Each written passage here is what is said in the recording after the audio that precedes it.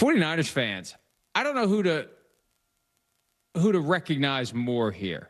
The 49ers fans for taking over the home stadium of a team that was 3-1 and is, or at least was, in the Super Bowl window, or the fans of a team that, they didn't show up. And it's not like it's some unusual occurrence. The 49ers fans take it over unlike any others, but at any given SoFi Stadium game for either team, you're going to have a loud contingent of fans of the opponent, and that's just a reality of football in L.A. Mike, I said on our text chain last night, just kind of going back to 2021 when the Rams were in the Super Bowl against the Bengals. It was at SoFi. They beat Cincinnati. Dramatic game at the end. And I thought, oh, this is a rebirth. This is it. The Rams return to L.A. The city is going to be excited. This is going to kind of reignite the passion for those original Rams fans all the way in Orange County. They're going to come back to Inglewood. And no. Now, it must really suck playing your home games in Los Angeles for the Rams or Chargers. Now, worse for the Chargers because they just really haven't caught on there at all. But last night, you would have thought you were in Northern California. It was unbelievable. Key plays of the game, including the final play, great defensive stop by the Niners. The crowd goes crazy, and you really would have thought you were in San Francisco. I don't know. Maybe they were just simply gone too long. You can't leave a market for a long time, allow people to develop different habits.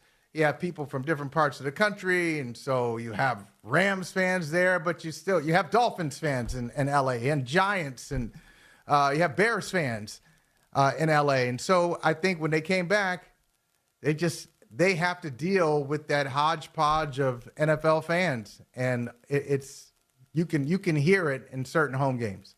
I think that's exactly it, Michael. When you abandon a market that previously had two teams, and your message to the number 2 metropolitan area in the United States is, please pick a different team and continue to follow this sport. Please. Any you want. Think about that. As a kid growing up, I fought against the pressure of being a Steelers fan. Got to be a Steelers fan. Why? Because Pittsburgh 60 miles away. But don't we hate them when it's time to play college football? I got to be a Steelers fan. Oh, I'll pick whatever team I want. Well, if there's no team nearby, you pick any team you want. And after 20 years of that, what are you going to do? You're going to say, oh, the Rams came back. I decided to be a 49ers fan because they're a team in California. I'm going to ditch the 49ers for the Rams now. These kids that grew up a whole generation, 20 years. So that's what I'd love to know. When you see those Rams fans not there, the 49ers fans there, that's a save. The 49ers fans there, Rams fans not, are they from San Francisco? Did they make the 386-mile trek to Inglewood?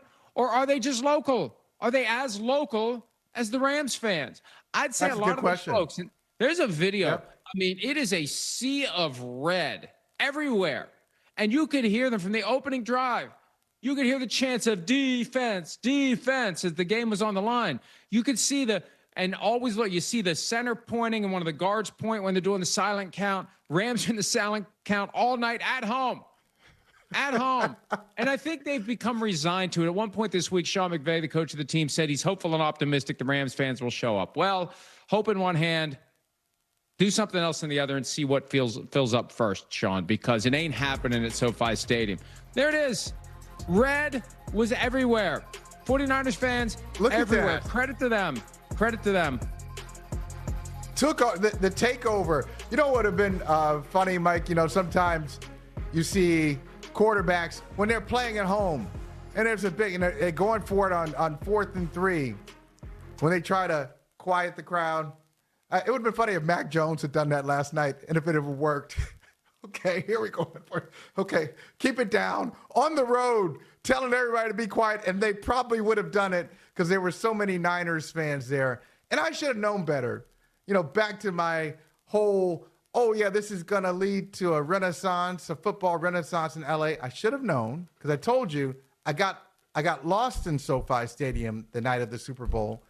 But I also flew out that, and I took a red eye back to Boston.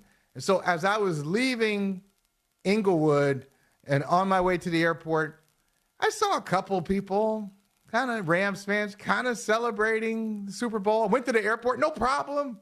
There was no buzz. So they had just won the Super Bowl in their home stadium, in their city, and the city kind of gave a collective shrug. So that's what the good news is. You got the market. You got the number 2 market, as you said. The bad news is it's not going to be as passionate as Pittsburgh or Green Bay, smaller markets, but much more fervent fan bases. There was one moment, too, late in the game in crunch time. There was a shot of the 49ers sideline, and there was a guy who wasn't in uniform behind, and he's doing this to the crowd, and he's a 49er. It just shows you how impressive for the 49ers and depressing it was for the Rams last night at SoFi. And that contributed to the 49ers upset win. Hi, it's Mike Florio. Thanks for watching PFT on YouTube. Hit subscribe for the latest news and analysis from Pro Football Talk.